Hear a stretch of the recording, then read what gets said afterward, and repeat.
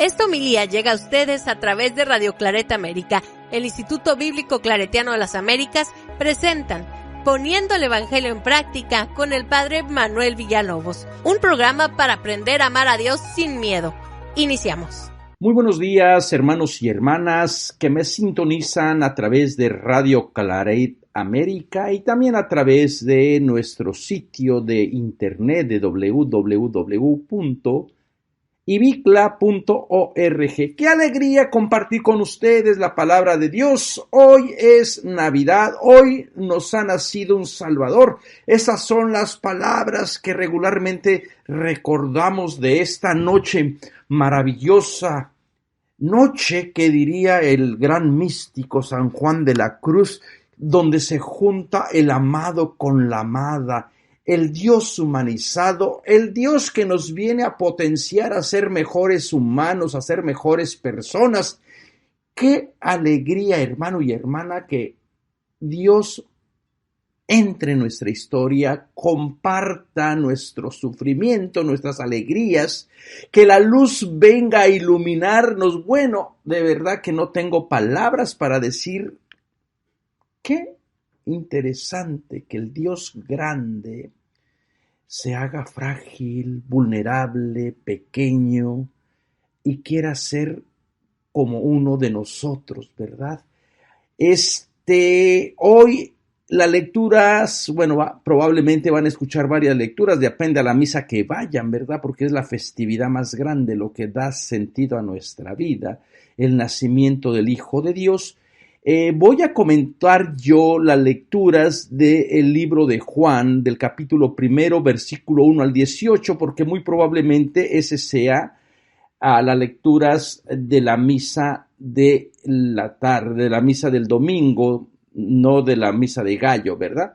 Así que bueno, esta es la lectura que propone la liturgia y el Evangelio de Juan, como ustedes bien saben, veníamos hablando del Evangelio de Mateo, hacemos un paréntesis y este Evangelio de Juan, pues es un Evangelio que se escribe más tarde, es el que se escribe más tarde y ya tiene otra manera muy particular de reflexionar, de entender la propuesta de Jesús. Capítulo 1, versículo 1 al 18. En el principio existía la palabra y la palabra estaba con Dios y la palabra era Dios. Ella estaba en el principio con Dios. Todo se hizo por ella y sin ella no se hizo nada de cuanto existe. En ella estaba la vida y la vida era la luz de las personas. Y la luz brilla en las tinieblas y las tinieblas no la vencieron. Hubo un hombre enviado por Dios, se llamaba Juan. Este vino para un testimonio, para dar testimonio de la luz, para que todos creyeran por él. No era él la luz, sino que debía dar testimonio de la luz. La palabra era la luz verdadera que ilumina a toda persona que viene a este mundo. En el mundo estaba y el mundo fue hecho por ella, y el mundo no la conoció. Vino a su casa y los suyos no la recibieron. Pero a todas las personas que la recibieron les dio poder de hacerse hijos de Dios, a los que creen en su nombre, el cual no nació de sangre ni de deseo de hombre, sino que nació de Dios. Y la palabra se hizo carne y puso su morada entre nosotros, y hemos contemplado su gloria, gloria que recibe del Padre como Hijo único, lleno de gracia y de verdad. Juan da testimonio de él y clama: Este era del que yo dije, el que viene detrás de mí se ha puesto delante de mí, porque existía antes que yo. Pues de su plenitud hemos recibido todos gracia por gracia, porque la ley fue dada por medio de Moisés, y la gracia y la verdad nos ha llegado por Jesucristo. A Dios nadie le ha visto jamás. El Hijo único que está en el seno del Padre, Él lo ha contado.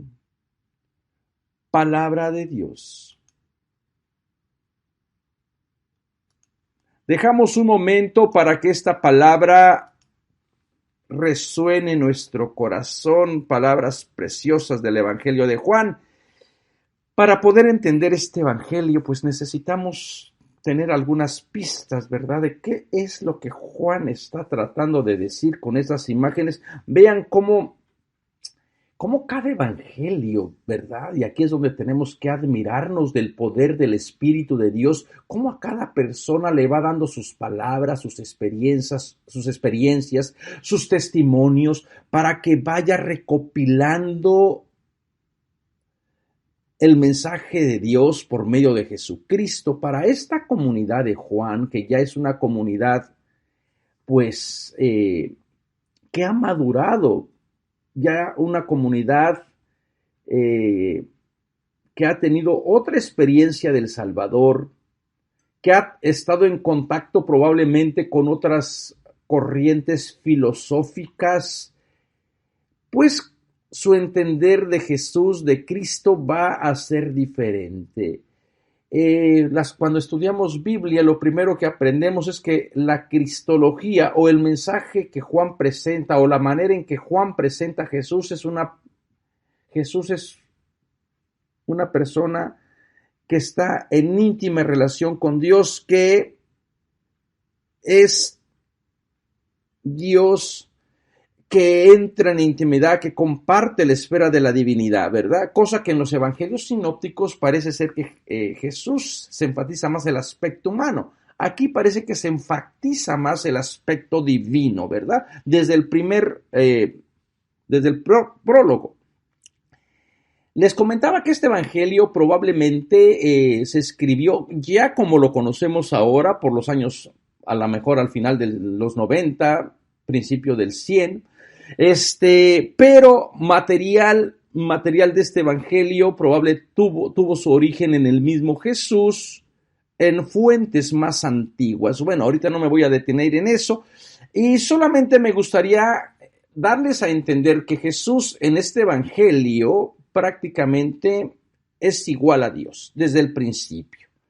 Y probablemente el prólogo fue lo último que se escribió del libro, ¿verdad? Que recopiló todas esas tradiciones. Bueno, y también este evangelio va a ser al evangelista de Juan le va a encantar poner estas imágenes de luz, tiniebla, los que nacen del espíritu, a los que nacen de la carne, los que son de la luz, los que son de la oscuridad, los que nacen de arriba, los que nacen de abajo, los que vienen del vientre meramente humano, a los que nacen de Dios. Bueno, todas estas imágenes a esta comunidad le encantó. Para decir, con el encuentro de Jesús, las personas no se pueden quedar indiferentes. En el nacimiento de Jesús, hermanos y hermanas, no podemos quedarnos indiferentes. Tenemos que actuar. Tenemos que dejar que este nacimiento sea luz, sea verdad, sea justicia y nos reoriente. Para eso nos hemos estado preparando durante 4 domingos de Adviento y ahora es el momento de decir sí creo, sí recibo la luz, sí me postro ante la palabra grande. Sí lo recibo como hijo, tengo la potencialidad de convertirme o de entrar en intimidad con esta relación. No podemos celebrar el nacimiento de Cristo Jesús solamente por tradición, porque es una fiesta bonita, porque se decoraron las calles, porque se arregló la iglesia. Tiene que haber algo más profundo, más real. Este nacimiento nos tiene que ayudar verdaderamente a entrar en toda la dinámica de entender quién es, cómo viene y cómo funciona, y lo que exige también de las personas que quieren ser como Juan el Bautista, testigos de la luz. Bueno, todo esto es para prepararnos a entrar en este evangelio tan rico de símbolos, tan lleno de imágenes y tan profundo, ¿verdad? No es fácil entender a Juan.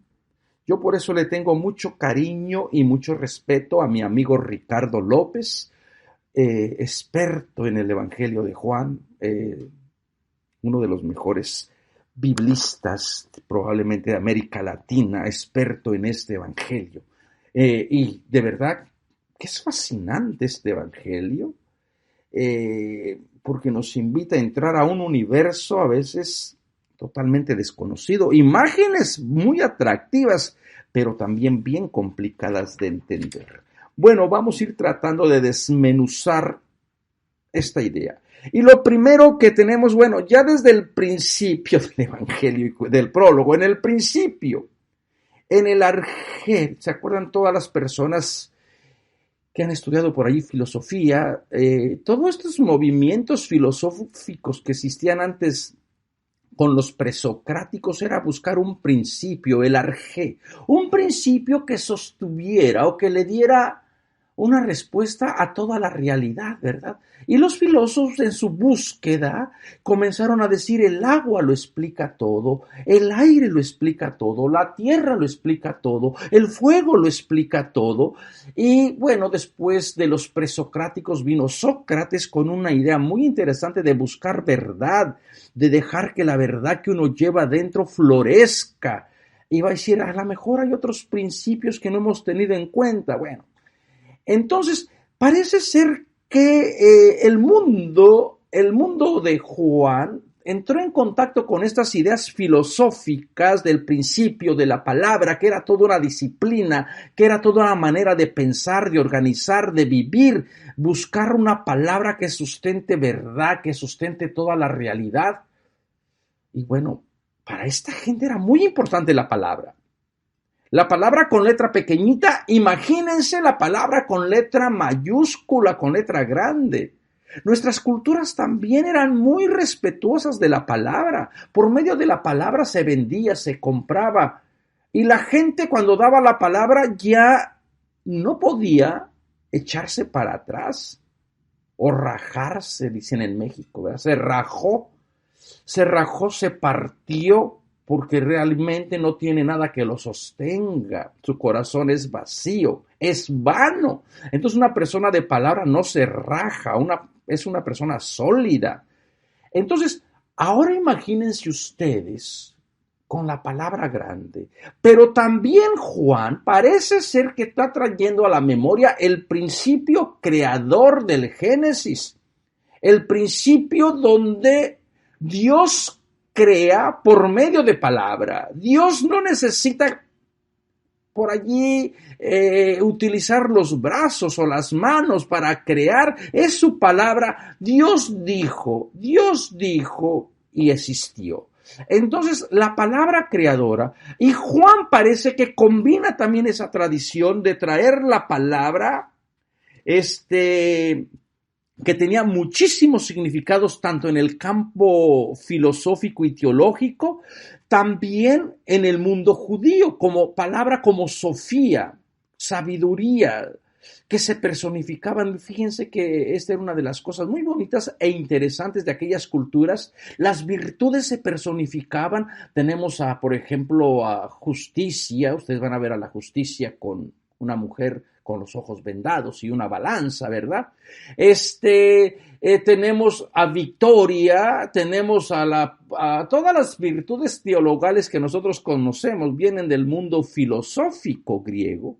Bueno, también había esta personificación de Sofía, la palabra de la sabiduría personificada. Tenemos, muchos libros sobre sabiduría, y en uno de ellos dice: fui creada antes que todas las cosas, yo me regocijaba en la presencia de mi Creador, yo era su alegría, yo jugaba con el Creador. Ven la personificación de sabiduría. Entonces, Juan parece que dice: el tiempo de la búsqueda ha terminado. Ya no hay que buscar más principios, ya no hay que buscar más fundamento. El único principio de hoy en adelante va a ser la palabra, y esta palabra, el Hijo único, el Hijo amado. Nadie en el Evangelio de Juan se va a comparar con Jesús. Entonces va a haber esta íntima relación que la palabra grande, La palabra se encarna, se personifica como una nueva Sofía, como una nueva sabiduría en el cuerpo, en la persona de Jesús. Y esta palabra, dice, estaba con Dios. En el griego más bien era que se movía con Dios. Existe esta imagen de que la palabra tiene movilidad, tiene emoción, se va para un lado, entra en una buena relación, en una buena intimidad con Dios. Y la palabra era Dios. Fíjense lo importante que es este verso. Entonces, la palabra tiene íntima relación con el Creador, con la esencia de Dios. Y bueno, para esta gente estar diciendo esto, recuerden que para el pueblo judío no puede haber otro Dios.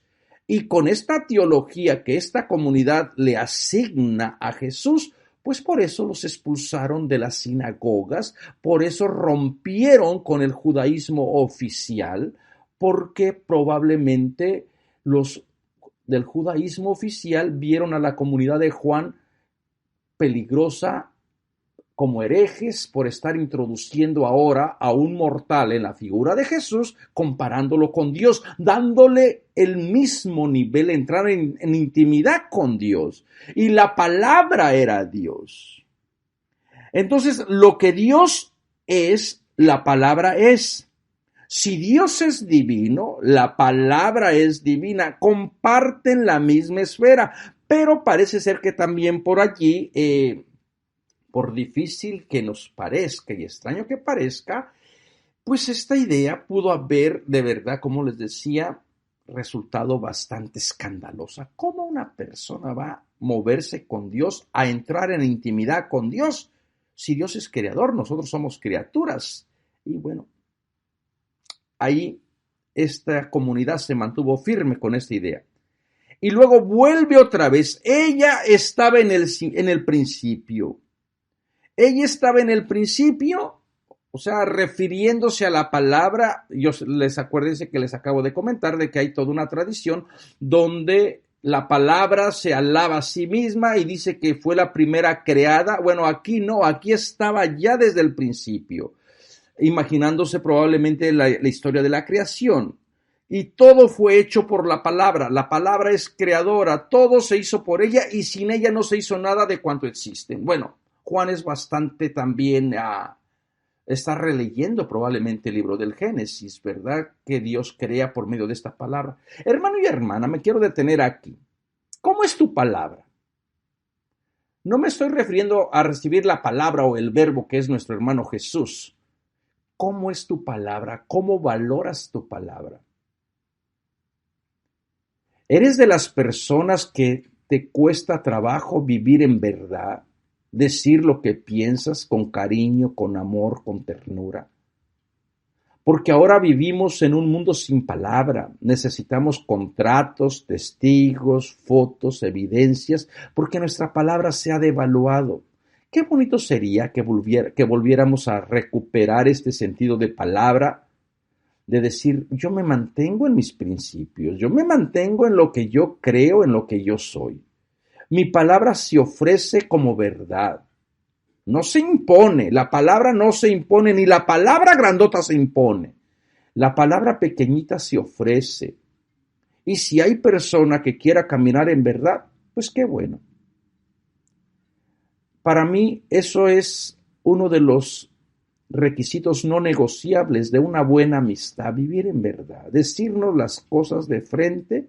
A lo mejor nos va a doler la verdad o no nos va a gustar lo que la otra persona nos diga, pero preferible que nos digan la verdad a que nos estén diciendo cosas que uno quiere escuchar. Celebrar Navidad es volver otra vez a vivir en verdad. Y esta verdad que nos va a llevar a hacer cambios radicales para entrar en intimidad como la palabra grande, ¿verdad? Así que, bueno, por allí escríbanme cómo ustedes viven su palabra, dan su palabra. ¿Es importante o simplemente ya prometen, dicen? Y sería también bueno analizar cómo son las palabras que utilizamos en nuestro lenguaje religioso. ¿Son mis palabras confortantes? ¿Son mis palabras de consuelo? ¿Son mis palabras de entendimiento, de humildad? ¿Son mis palabras constructoras, creadoras del reino de Jesús? O a lo mejor mis palabras destruyen, lastiman. A lo mejor mis palabras solamente son pronunciadas sin efecto en el corazón de la persona que la pronuncia. Porque la palabra tiene que ser creadora. La palabra tiene que dar vida. Y a lo mejor probablemente nosotros a veces estamos o nos hemos acostumbrado a ofrecer palabras pero sin sentido. Entonces, hermanos y hermanas, estas palabras nos van a tener que ayudar a hacer una decisión en aceptar luz, verdad, justicia o no aceptar. Y aquí viene esta imagen preciosa: la luz brilla en las tinieblas y las tinieblas no la vencen, no lo opacaron. La tiniebla no comprendió a la luz. Y aquí es importante resaltar, a veces la gente piensa, ay, es que las personas eran malas, las personas tenían ya las tinieblas dentro. No, el texto no dice eso. Las tinieblas parece que son una realidad que viven afuera de la persona. Dentro del ser humano no está o no lleva la oscuridad. La oscuridad no está en el corazón del creyente. El creyente tiene la posibilidad de aceptar la luz o de no aceptarla, de asociarse a la luz o de ser enemigo de la luz. Pero no es de que la persona esté determinada a vivir en oscuridad, como tanto discurso se nos ha dicho. Tú estás en las tinieblas, tú eres pecado, tú eres esto, tú eres lo otro. No. Las tinieblas tienen un origen separado. La persona, el creyente en la teología de Juan, está abierta a aliarse o con las tinieblas o con la luz. Pero no es que la persona ya esté destinada a ser tiniebla o llevar la tiniebla. Y aquí la luz brilla independientemente de la tiniebla. Esto es lo maravilloso. Y esto es lo que nos debe de ayudar a entender nuestra propia fe. Ante tanto símbolo, todavía esta imagen yo creo que es válida, el símbolo de la tiniebla, de la oscuridad, el símbolo de la luz. Yo creo que todavía es válido. Y ante tanto símbolo de tiniebla, de oscuridad, de cosas negativas, de pecado, de violencia, de robo, de injusticia, ustedes nombren. Y a pesar de todo esto, la luz es la luz. La luz brilla y las tinieblas, y esto es lo que el creyente, de una manera tan poética, el Evangelio de Juan le está diciendo al creyente, nunca la maldad va a poder con la luz. La luz no la va a extinguir la maldad. Y esto es lo que nos tiene que mantener firmes. Bueno, ¿para qué les hablo de mi historia? Ustedes ya saben que en 2 años, 3 años de tantas cosas, una cosa sobre otra, y lo que me mantiene firme, la luz brilla independientemente de las tinieblas que están alrededor mío, independientemente ante signos de muerte que están alrededor mío.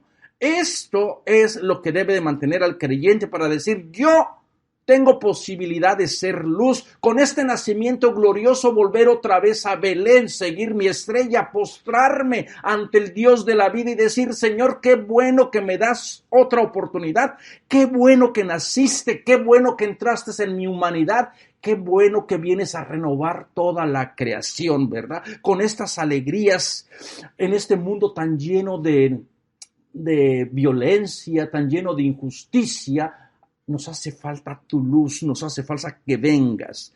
Y luego aquí hay en el Evangelio, volviendo al Evangelio, hay un párrafo o un corchete o introduce la figura de Juan.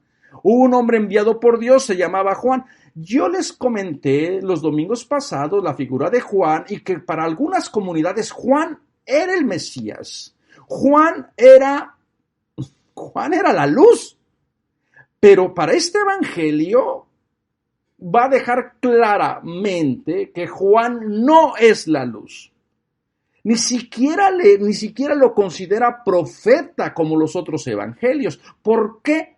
Porque probablemente todavía estén teniendo conflictos los seguidores de Juan. Todavía existen seguidores de Juan que están clamando de que Juan era la luz, de que Juan era el Mesías, de que Juan verdaderamente era el que iba a cumplir todas las promesas del pueblo de Israel. Y el evangelio de Juan dice, ya quítense de esas ideas.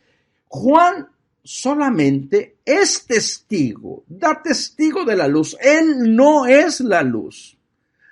No es la luz, sino que debía de dar testimonio de la luz. Y ya con esto, bueno, la figura de Juan la va a ir reduciendo. Tiene una actitud un poquito más humilde, más sensata contra la figura de Juan, ¿verdad? Porque recuerden que en el Evangelio de Juan nadie se puede equiparar con Jesús. Nadie. Jesús comparte la esfera de la divinidad desde el inicio. Jesús es el pan de vida, Jesús es la puerta, Jesús es el pastor. Todas las imágenes, yo soy.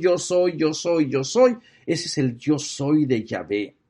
Entonces, nadie, ni Juan, ni los apóstoles, nadie puede equipararse.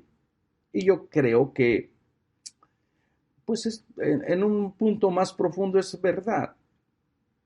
¿Quién como Dios? Y si Jesús comparte la divinidad de Dios, ¿quién como Dios?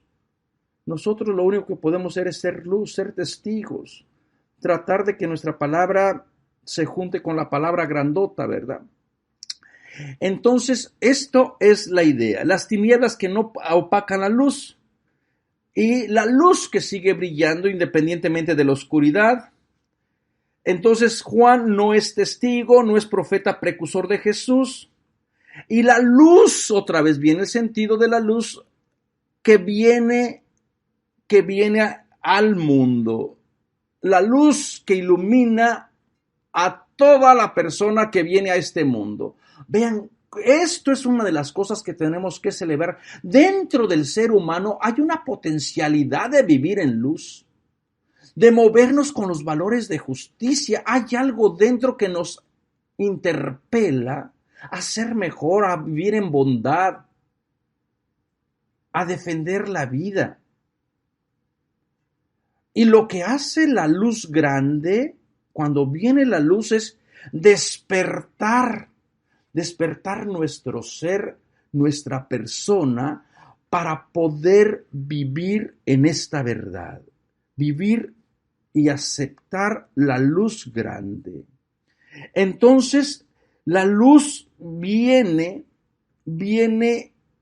a iluminar. Y claro, también hay un juicio, ¿verdad? Las personas que no quieran vivir de acuerdo a la luz, bueno, pues la luz de todas maneras brilla. No es de que diga, ay, bueno, ya tú no me aceptaste, me voy a poner a llorar. No, la luz brilla. La presencia de la luz, la palabra que era luz verdadera, que ilumina a todas las personas, que viene a este mundo. En el mundo estaba y el mundo fue hecho por ella y el mundo no la conoció. Vamos a hablar un poquito acerca del mundo porque tenemos una mentalidad a satanizar el mundo. Y claro, si satanizamos el mundo porque nosotros hacemos una separación, una demarcación de decir, yo no soy del mundo, yo ya no estoy en este mundo, yo ya no me comporto como la gente de este mundo. Entonces nos ponemos a veces en una actitud bastante farisea para decir, bueno, eso ya no es del mundo, donde todo lo que uno hace en este mundo es pecado. hasta la gente, o si estás escuchando una música, eso es del demonio, eso es del pecado, eso es de este mundo, esas son cosas paganas. Y a veces interpretan mal a Juan. Para Juan, por lo menos, hay 3 maneras que Juan entiende la idea del mundo. Primero, el mundo como una realidad física, como lo que nosotros conocemos. Esto es de una manera muy simple, muy sencilla. No hay un juicio contra el mundo, ¿verdad? Porque a veces la gente piensa, bueno, si el mundo es malo, ¿para qué Dios lo creó? Eso es algo muy nefasto, de verdad. Eso hacen las personas que comienzan a demarcarse o a separarse del mundo, porque el mundo es malo, porque el mundo está corrompido, porque el mundo esto, porque el mundo lo otro.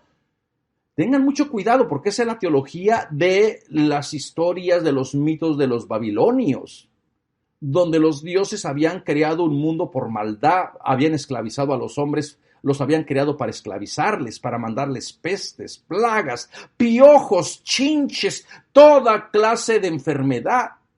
Y a veces como que a nosotros nos fascina esta idea de que en mi idea de Dios extermine este mundo y les mande fuego, les mande azufre, les mande diluvios, les mande terremotos, les mande guerras y solamente salve al resto fiel que soy yo.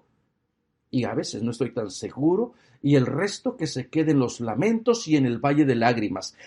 No, hermano y hermana, este mundo, esta realidad que Dios ha creado, que la palabra creadora realizó, lo hizo por amor, por su propia iniciativa.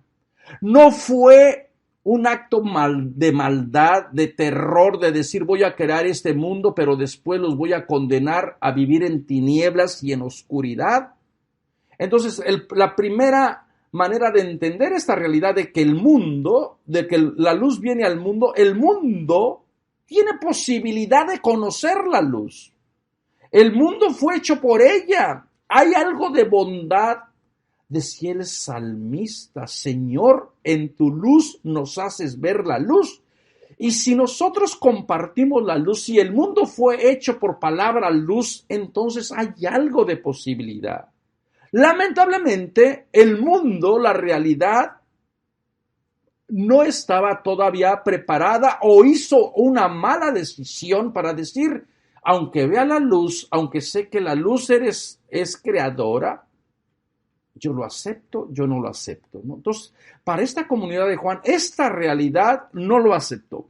Entonces, otra de las maneras de entender el mundo es el lugar donde Dios se revela por medio de Jesucristo. Entonces, el mundo no es malo. Dios se revela en este mundo, en esta realidad, en esta historia. Así que en vez de estar condenando al mundo de que todo esto es, ¿cómo estás viviendo? ¿Cómo estás discerniendo tú la presencia de Dios? A veces nos movemos entre la cizaña y la buena semilla. Y a veces quisiera uno que se arrancara la cizaña y solamente estuviéramos los buenos, solamente los que alabamos a Dios. Y el resto del mundo, pues que se pierda. Y precisamente el Evangelio y todo el mensaje es, ¿cómo haces de que este mundo sea más humano? ¿Cómo haces para que la gente que no ve la luz se acerque a la luz? ¿Cómo ofreces tus palabras para que la gente que vive en la mentira, en la hipocresía, pueda experimentar al Dios verdad, al Dios palabra y se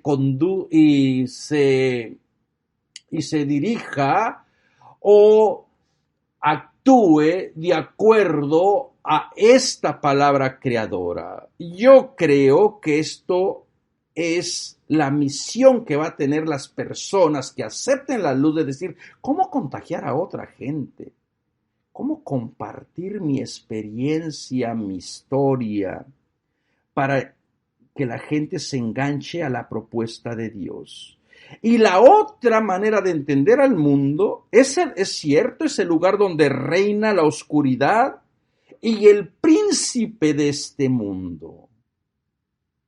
Entonces estas dos realidades o tres realidades se tienen que tener en cuenta, porque uno va a decir, ay no, aquí es el pecado, aquí reina la oscuridad. Sí, pero aquí también Dios se manifiesta.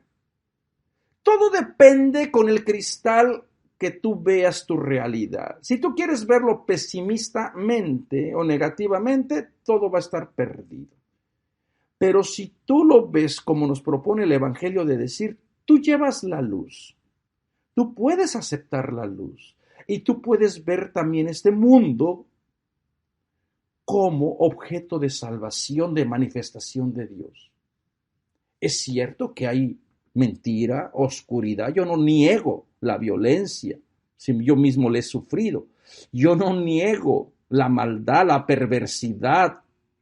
Yo no niego que hay gente mala, pero yo no me puedo estar enfatizando solo en esa gente. Yo tengo que ver la bondad en descubrir, mira, esta persona, a pesar de que le ha pasado tantas cosas, se mantiene firme. Mira en el aire que respiro, que puedo caminar, que puedo ver, que me puedo mover, porque hay tanta gente que ya ni siquiera puede hacer eso. Entonces, todo es de acuerdo a tu historia. Si tú has tenido una historia muy negativa, pues es necesario curarte, sanarte, para que comiences a ver otra realidad muy distinta. Y esto es la magia de la Navidad. Esto es el poder de la gracia de Dios que nos puede transformar, que nos puede hacer más humanos, que nos puede invitar a compartir su esencia divina en verdad, ¿no? Y luego la idea de que vino a su casa y los suyos no lo recibieron. Vino al mundo. Y los que supuestamente los deberían de recibir, no lo recibieron. Muy probablemente no está hablando para nosotros, está hablando muy probablemente para los primeros que tenían que haber recibido la palabra, la luz. ¿Y quiénes eran los primeros, los que estaban preparados? El pueblo judío. El pueblo judío, y por aquí creo que va a decir más abajo, ¿no? El pueblo judío, la palabra que se encarnó, que tiene morada en todos los textos sagrados, en toda la tradición, pues la gente que estaba más preparada era la gente que conocía de esas profecías, de esa manera de entender a Dios. Pero no lo recibieron porque la propuesta de la palabra es que ilumine, la luz palabra que ilumine a toda la humanidad, ya no solamente a un pueblo, que ilumine y que se ofrezca como posibilidad de que todo mundo sea pueblo elegido de Dios, ya no solamente el pueblo de Israel, ¿no? Más adelante Juan lo va a decir que la salvación viene por los judíos y reconoce que la salvación viene por los judíos. Bueno, en el versículo 17, porque la ley fue dada por medio de Moisés, pero la gracia y la verdad nos ha llegado por Jesucristo. Vean qué precioso evangelio de verdad, para quitarnos el sombrero de decir, mira, aquellos que deberían haber, su casa que se movía en ley de Moisés, tenían que haberla recibido. La ley tuvo que hacer como el pedagogo para preparar para que la gente recibiera la palabra, la luz. Pero su idea de Dios no se los permitió y no la recibieron. Pero a la persona que se separa de esa teología, de esa manera de entender a Dios, los que están dispuestos al cambio, dice, pero a todos los que la recibieron, les dio poder de hacerse hijos de Dios a los que creen en su nombre. Todas las personas que se separan de la ley, que entienden que nos movemos por gracia y no por méritos, entiendan una y otra vez, les vengo diciendo, que delante de Dios no es por méritos, no es por rituales, no es por sacrificios, no es por misas, no es por aprenderte la Biblia, no es por ir hincado de rodillas allá hasta donde arrastraron al diablo. No, hermano y hermana, es por gracia, gracia de Dios, gracia a todos los que les dio la posibilidad de hacerse hijos de Dios, no hijo de Dios. Nadie se puede hacer hijo de Dios con mayúscula, solamente Jesús. Y en el Evangelio de Juan, a nadie se le llama hijo de Dios más que a Jesús. Entonces, pero todo mundo tiene la posibilidad de sacar su parte divina. Esto es lo que te está tratando de decir. Muy probablemente muy influenciado por la teología de los gnósticos, de que ellos creían que había la luz divina, que compartían una chispita divina, que habían perdido por el pecado. Y bueno, muy probablemente tiene esta idea. Tú tienes la potencialidad con el nacimiento, con la palabra que se encarna, que echa morada, se te da la posibilidad de compartir la divinidad, no en el grado del Hijo único que es Jesucristo, a los que crean en su nombre, el cual no nació de sangre ni de deseo de hombre, sino que nació de Dios. Muy bien. Jesús viene entonces directamente de Dios. No nace, ya la otra vez el domingo pasado, les expliqué toda esta idea de la virginidad, de los héroes que nacen de dioses, ¿verdad? Entonces, Jesús nace directamente de Dios. Y este Dios que nace o que viene directamente de Dios, se hace carne, se hace persona.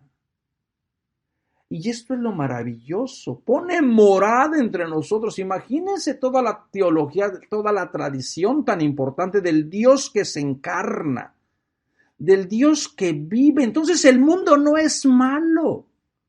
Si fuera malo, ¿para qué se va a encarnar? Si fuera malo, ¿para qué va a poner morada entre nosotros? Si viniera Dios para juzgarnos, pues ¿para qué entraría en este proceso de salvación, de invitarnos a contemplar su gloria que recibe del Padre como Hijo único, lleno de gracia y de verdad? La gloria ahora que se revela para toda la humanidad ya no es solamente para un puñito de gente. El nacimiento de la palabra carne que se establece, que se hace morada, es para manifestar quién es Dios. ¿Y quién es Dios? Dios es el que viene otra vez a invitarnos a ser luz, a ser verdad, a ser morada para otra gente. Viene otra vez este testimonio de Juan. Que comparte, Juan da testimonio de él y clama, ese es el que yo dije, el que viene detrás de mí. Otra vez, Juan solamente es testimonio. Juan es testimonio de la luz, Juan es testimonio de la palabra, Juan es testimonio de aquel que se hace carne. Pero Juan no se puede equiparar a él. Nadie en el Evangelio de Juan se puede equiparar a Jesús.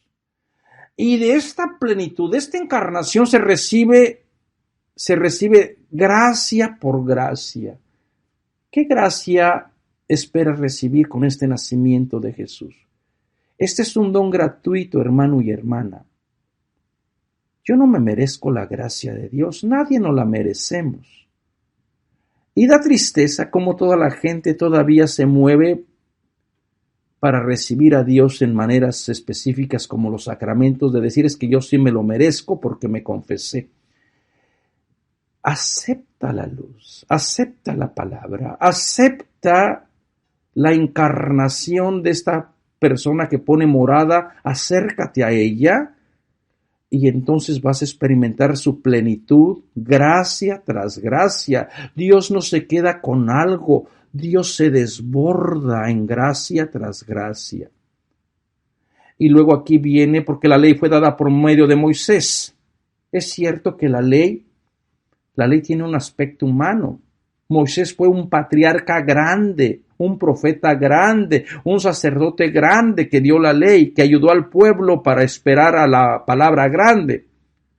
Pero la gracia viene por Dios.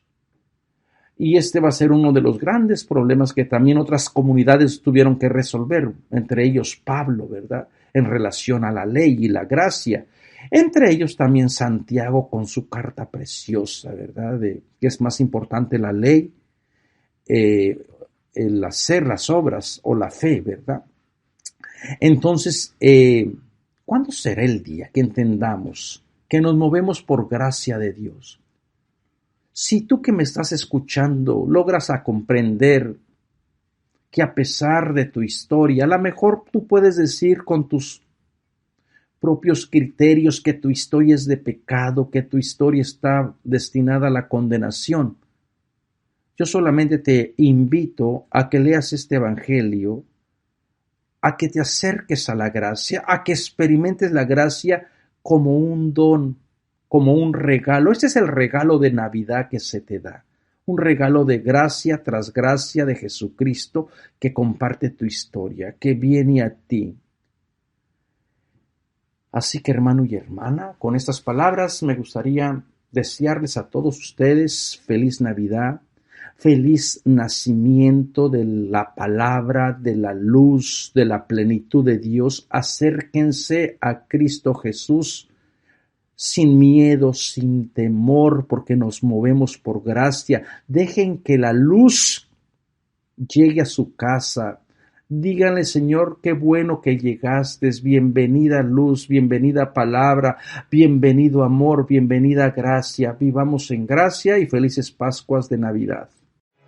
Los invitamos a escuchar más programas de crecimiento espiritual y emocional en radioclaretaamerica.com y a seguir en YouTube a la Escuela Bíblica Claretiana de las Américas. Visite ibicla.org.